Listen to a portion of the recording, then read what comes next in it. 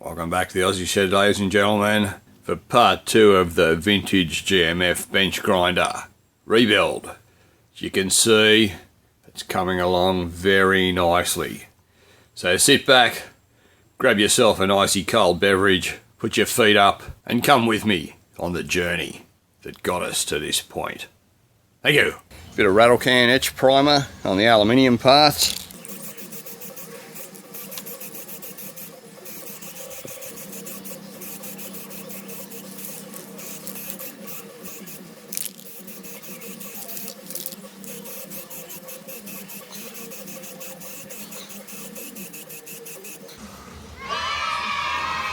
And now, a bit of primer.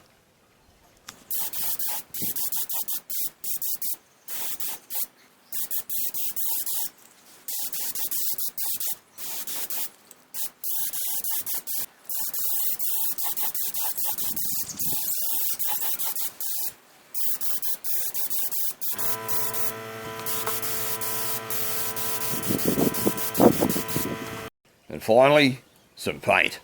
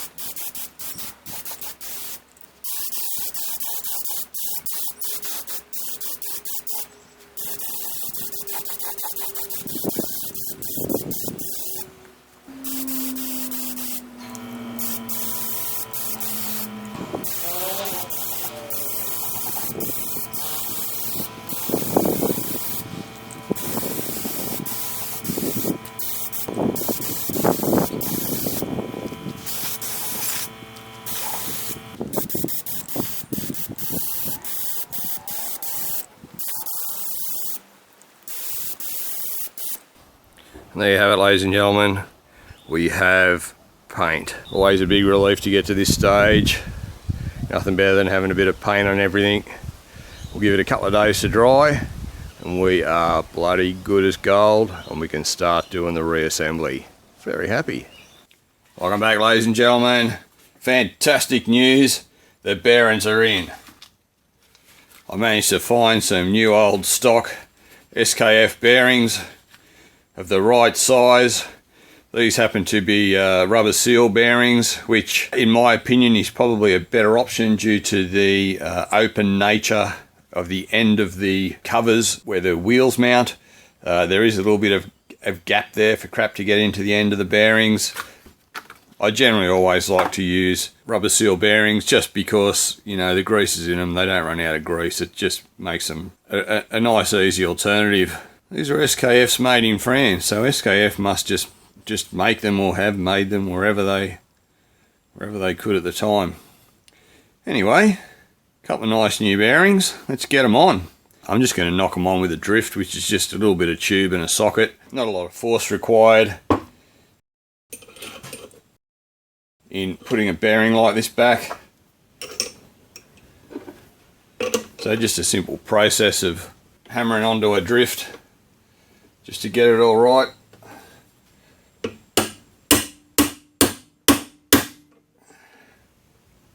Almost there.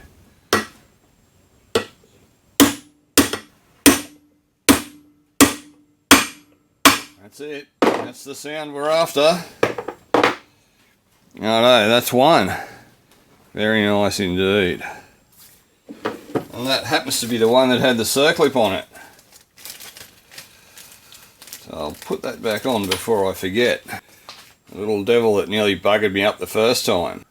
There we go. It's a bit better.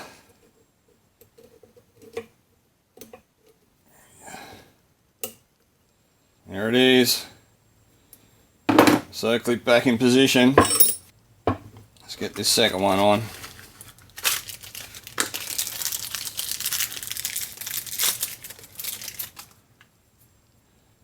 Beautiful. Give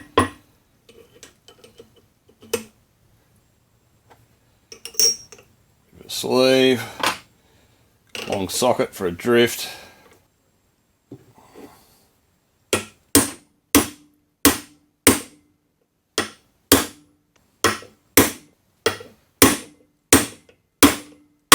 There it is. Always tell when you got it home the noise changes. Right up. Two nice new bearings. Isn't that bloody fantastic? So, looks like we can officially set up first of the motor housings. So, one side of this has a retaining plate, as you can see, so it has to be fixed first into this side here with a couple of screws. So we'll get that in. So what I might do here is just use the vise. Just put a little smidge of grease on the front edge of this bearing just to help it slide in a bit better.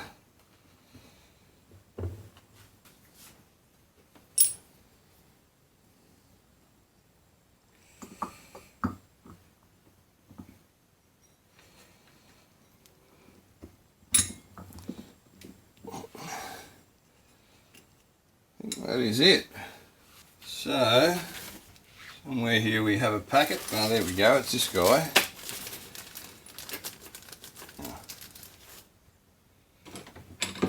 So we just have a couple of screws to run through here. Just use the light to line this up.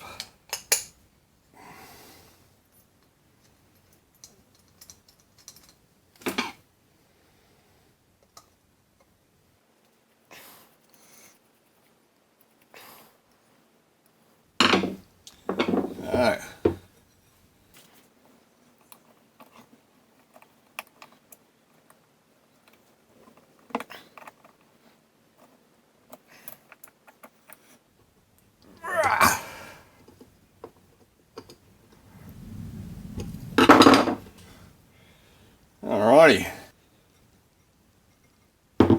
that's that. I'll just remove some of this masking tape from our paint job.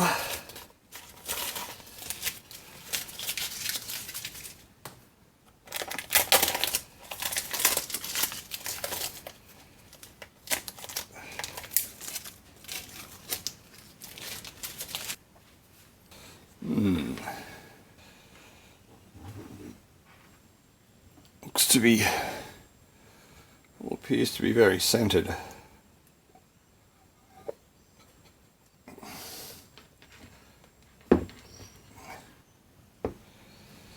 I'll just grab a cloth so I don't damage the paintwork. This will do just fine.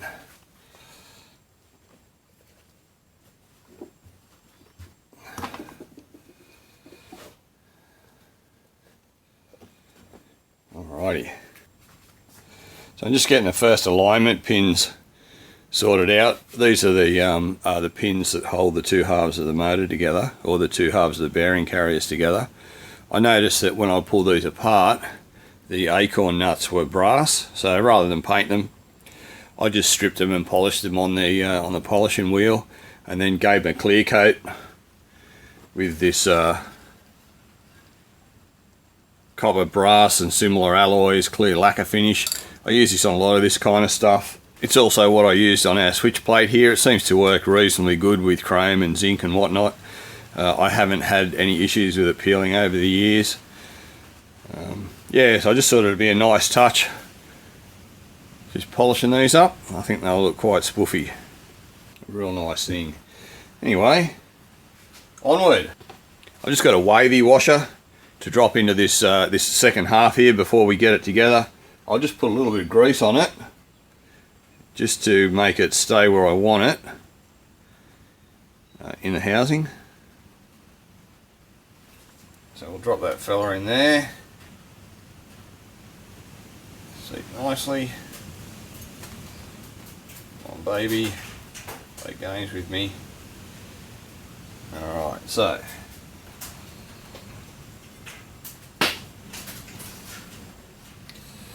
sitting in there very well. No retaining plate on this side, as you can plainly see. It's only retained on one side so that when it's held together, that stops any movement in the housing. So we should be able to just slip this together without any issues.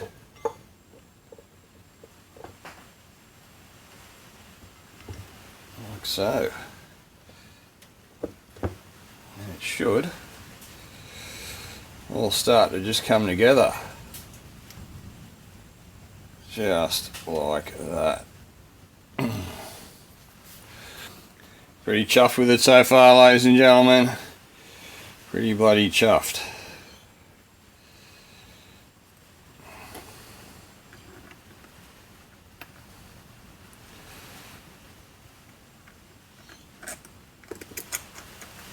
Come on, baby.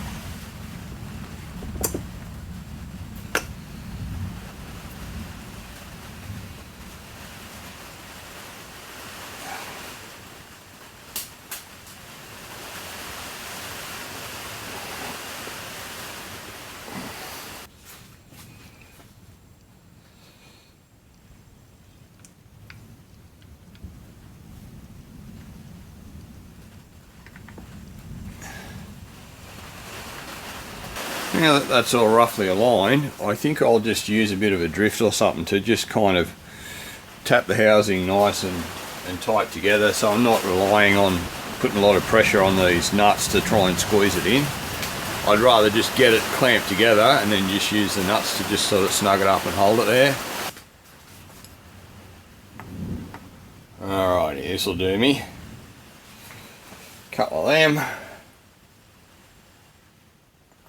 Bit of that. See if we can just tap this sucker together a bit. Sounds pretty good.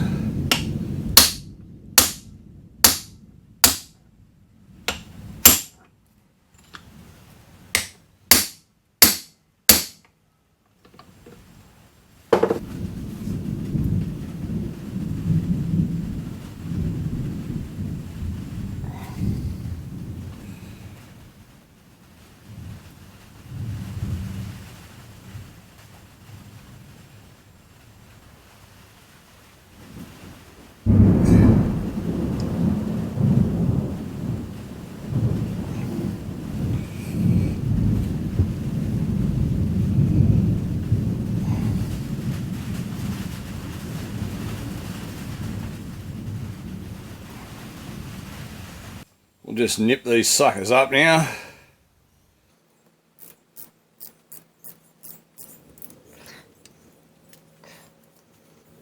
Hopefully we won't bugger up too much of the clear coat.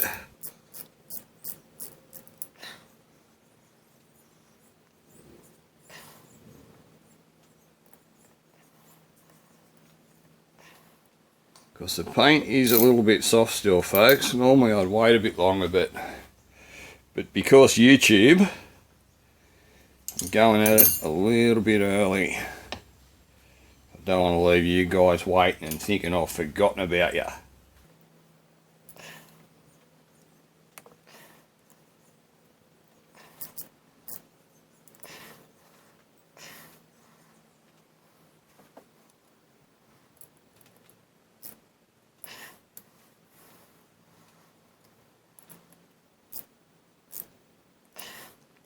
I think with that, ladies and gentlemen, I think we are there.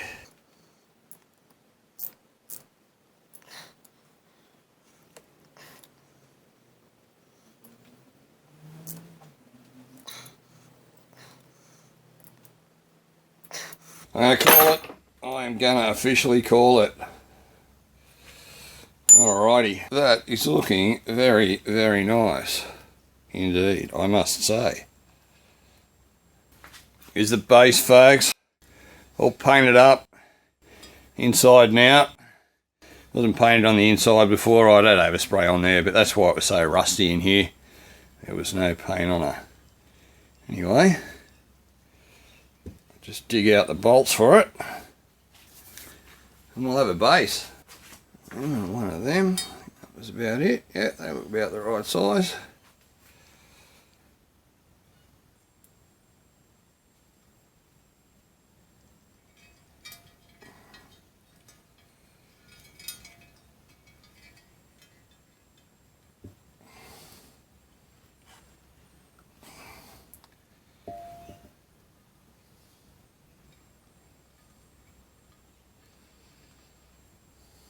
That's one in.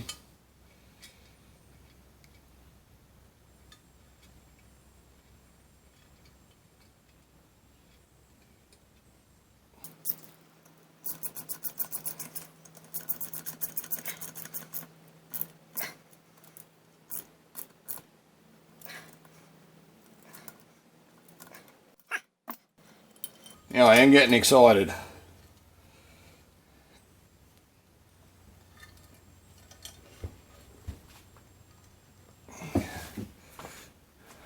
Jesus Christ, ladies and gentlemen, that's looking bloody good. Look at that. Before I get too much further, folks, there's a little bit of a recess in here on the switch. I might just dab a little bit of red paint in there, just so it's dry when we get to the assembly. So I'll just work through this magnifier. And what I'm using here, I've just got like a paddle pop stick, and I've just sharpened it into a bit of a point. And generally when I'm doing anything that's kind of fine like this, rather than use a brush, I'll just use a pointed stick, because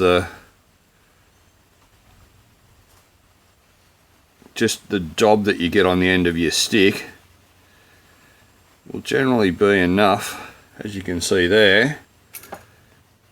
Not sure if you can see it through the bizzo, but that's just a dob,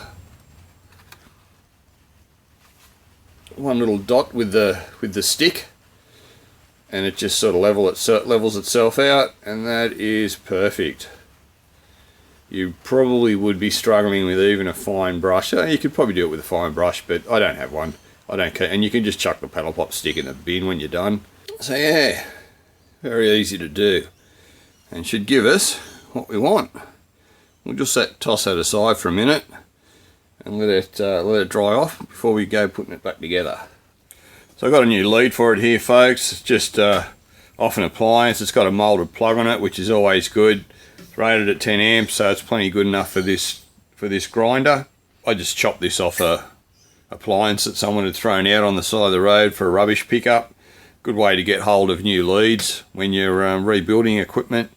Mate, anything that's got a decent lead, they always have the rating stamped on them. Down here, just an easy way to get moulded plugs and generally decent leads without too much of a drama. What I'm also doing is I'm putting a cable gland onto the grinder. This is the cable entry for the machine here. There's basically just a hole, and then the cable was locked off on the inside with a little bit of a clamp. Now, I'm not a massive fan of running a cable just through a hole, even though the hole was had been deburred and it didn't really have any sharp bits on it. But being on it, that it's on a grinder, which is going to be probably vibrating around a bit, it's not my idea of a good time having a lead running through something like that. So I've just got a cable gland here from the local hardware store. I slightly opened up the hole in the grinder there to fit the cable gland in, and we now have a proper way to get our cables in and out of the bench grinder. So then our cable goes in, tighten down the gland,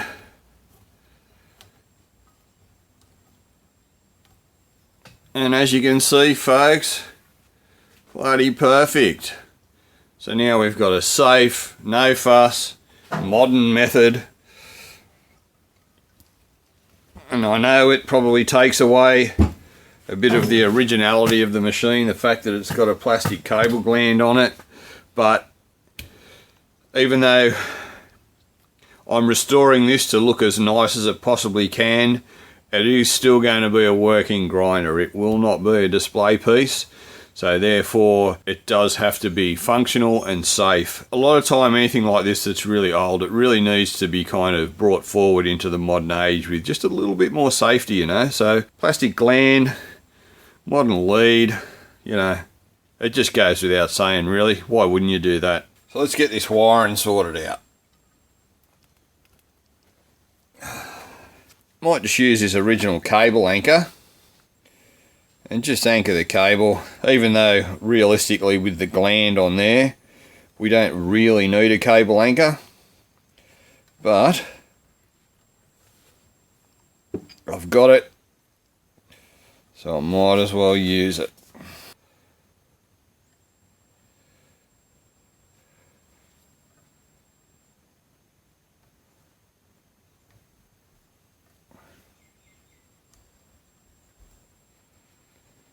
Alrighty, I've started it. That's always a positive.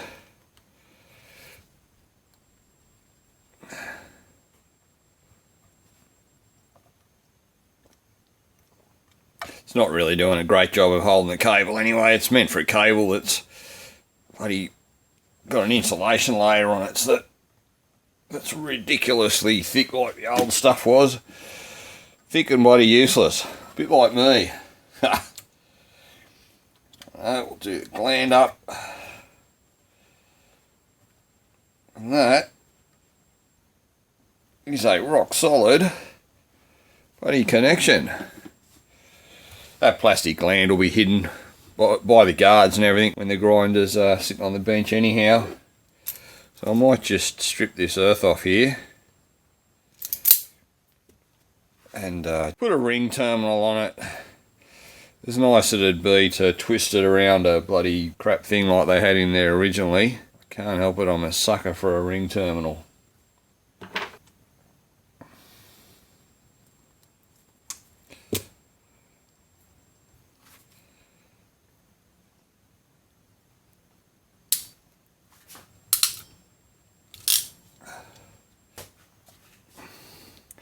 Always good to give a good hard pull on any of your ring terminals just to be sure that you do have a decent sort of a connection there.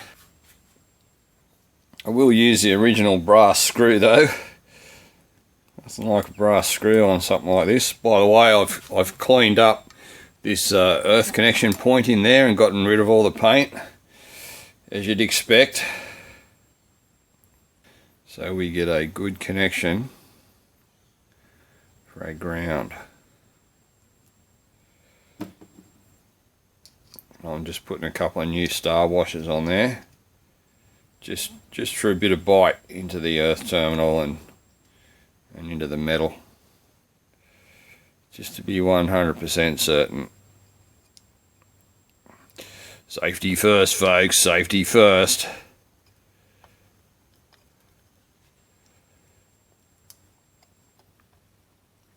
Alrighty, so we are earthed. As opposed to the machine originally, folks, with a severed earth connection in the cable. Yeah, it's not half dangerous, is it? I know. Let's move this forward a little bit.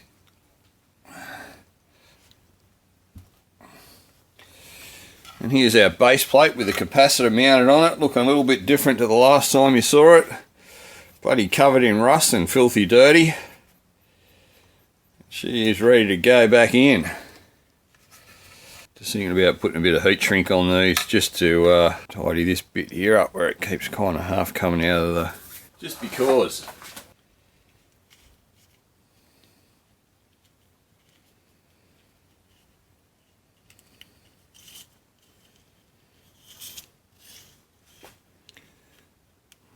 and fit over. Alrighty. Okay, now give that a bit of heat.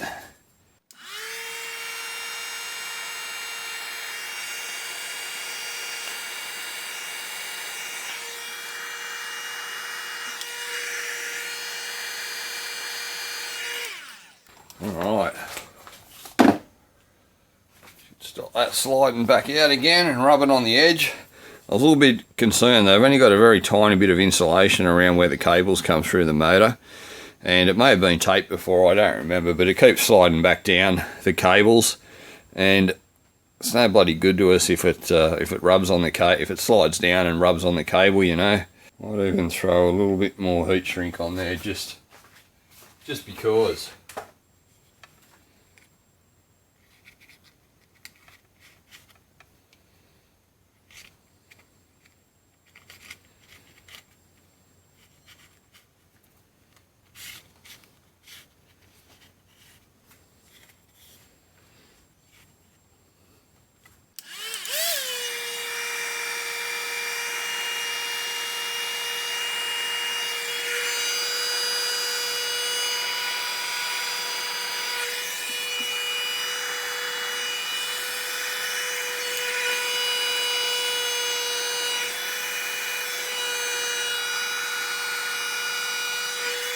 That'll do it.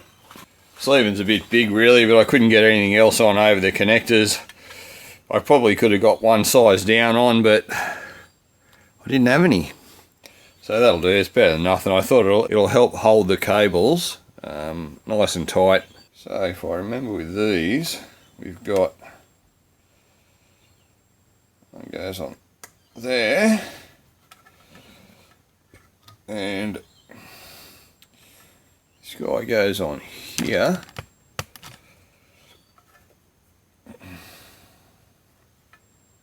Like so.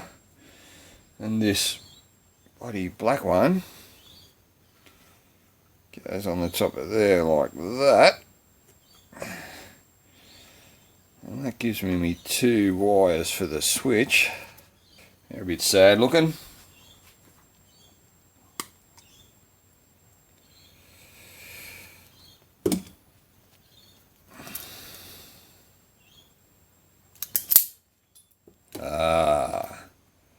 That's nicer. That's what we want. Only this guy.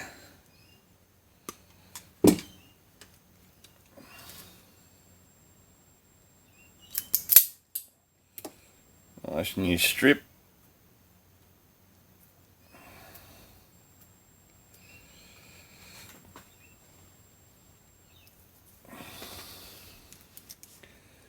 Strip these guys off.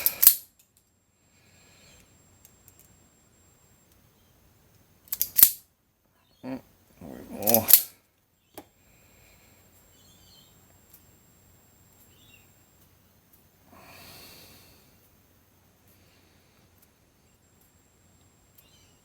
I might even go the extra mile and just bloody tin them all. Just because it'll make it easy.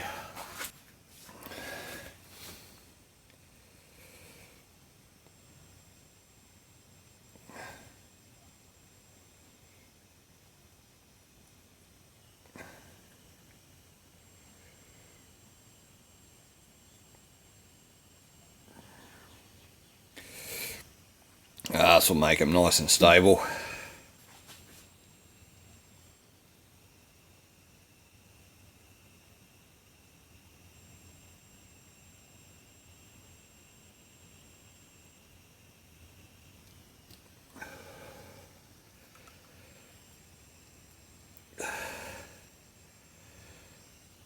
Come on, Jesus Christ, go where I want you.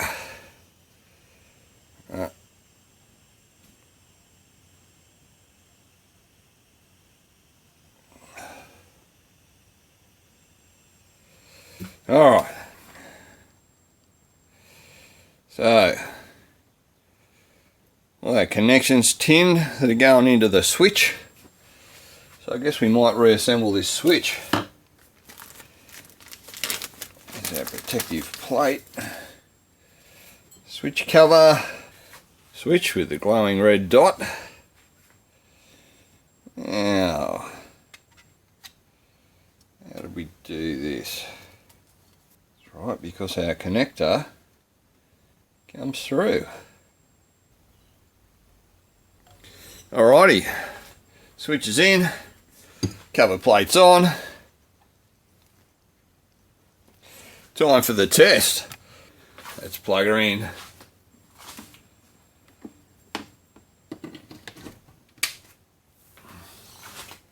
Alright folks, cross your fingers. Oh, look at that. Doesn't that sound sweet? 2 thumbs up. Alright, bloody beautiful. It works and it's safe. It's bloody safe. Huh. Didn't the switch plate come up good? That is fantastic. Huh.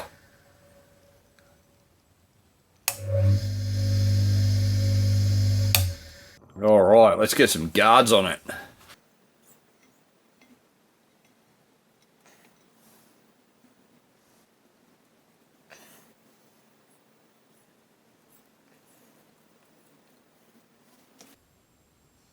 Very good.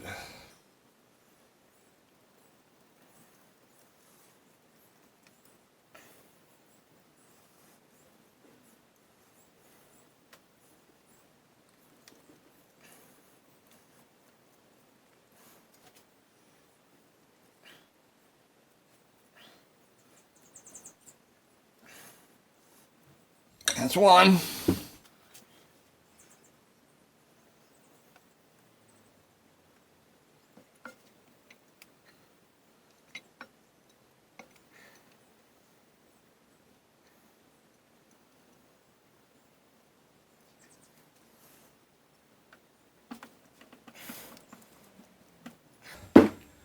Might just slip over a bit. The vice is impeding me a little bit. That's a bit better. Fantastic.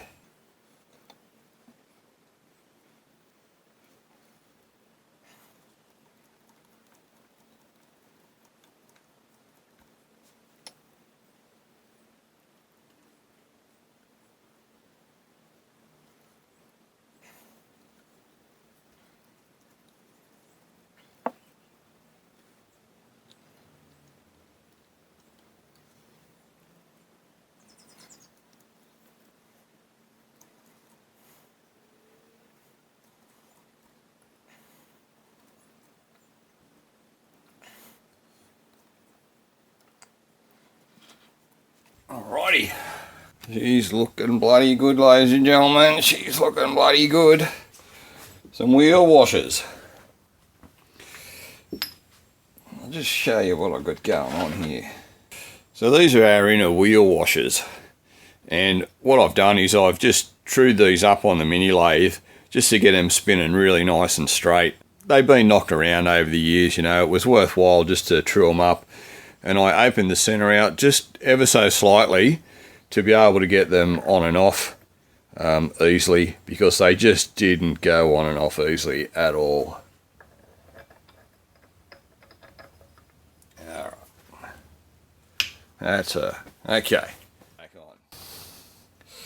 Now, this is one of the original outer washers. I only have the one because it only had the one grinding wheel on it. And it looks like it's been, I assume they would have been the same as the inner washers. So I've actually, while I had these set up on the mini lathe, I've actually returned this as well. But this had already been flattened off quite substantially, and it was pretty wonky. So it looked like someone had possibly had to go at it with a grinder. And I'd say they had done that so they could get some thread engagement on the nuts to hold the grinding wheel on, but it is quite thick. And even though I've gone to a skinnier grinding wheel, I actually had these wheel washers off another grinder that I've had over the years and stripped down, and God knows what's ended up with it. But I had these, and these are much thinner. They're steel instead of aluminium, and they take up quite a bit less space on the outside. So by using these guys, and I'm using 20mm wheels, with a 20mm wheel I get full thread engagement on the nuts, which is what you want. So that's my final position of everything there, and you can see here we have a nice 20mm with full thread engagement. So that's my final position there for the wheels. I don't have the outer guards for this machine. It didn't come with them. They've obviously been lost over the years. So what I did was, before I painted the guards here, I ran them on the belt sander and flattened this edge right off and deburred it. So it's nice and smooth and, you know, not sharp at all. It was very sharp, had lumps of steel on it. It wasn't flat. It's obviously just been punched out and it's meant to have a cover over it.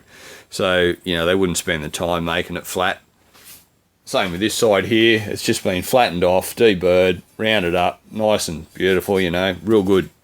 So the spark arresters are all painted up. The tool rests are all painted up and ready to go. I've been working on a new label for it. Oh.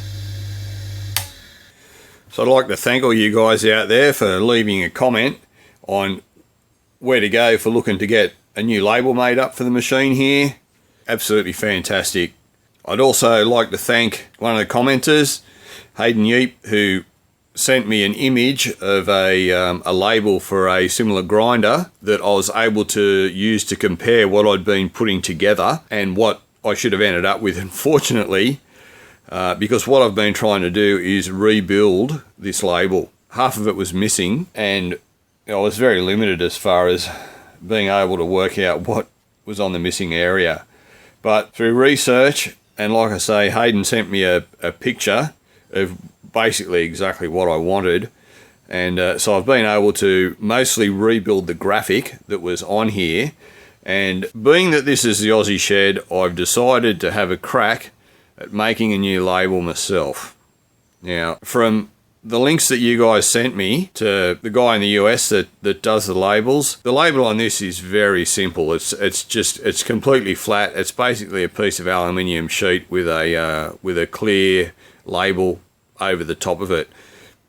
I think I can reproduce that as long as I've got the graphic to do it with. I've been working on the graphic. I've just about got it right. So I'm going to have a crack at it myself, just because of the time factor in getting it done overseas and the cost of shipping and everything like that. But without you guys leaving me the links, I wouldn't have been able to have a look at it and work out how they actually do it and have a bit of a look at the process and see what's involved in it. And from doing that, I just sort of said to myself, well, I reckon I could do that. So I'm going to have a crack at it, and worst case scenario, it ends up shit and I have to get someone to do it anyway. But at least if I have a crack at it myself, I should be able to get it done reasonably quickly to get this thing finished. So I do have a couple of new wheels ordered for it. I've got a medium grit green silicon carbide wheel for this side, and I have a fine grit white aluminium oxide wheel for this side. That should give me what I want out of this grinder. Like I say, they're ordered, so they should be here pretty soon. I've got to get this sticker done, and you know, obviously get the guards, get the tool rests mounted and everything. But for now, because I don't have the rest of the bits, but for now I think we'll just call that it, folks. Like I say, I'm now waiting on bits to turn up in the mail so that I can finish this off. As soon as that happens and I get the sticker made, I'll do a quick episode. I'll show how I made the new label, and we'll get the wheels on and we'll do a little bit of grinding with it. But the only other thing that I have to do is I'll put some cold blue on these nuts.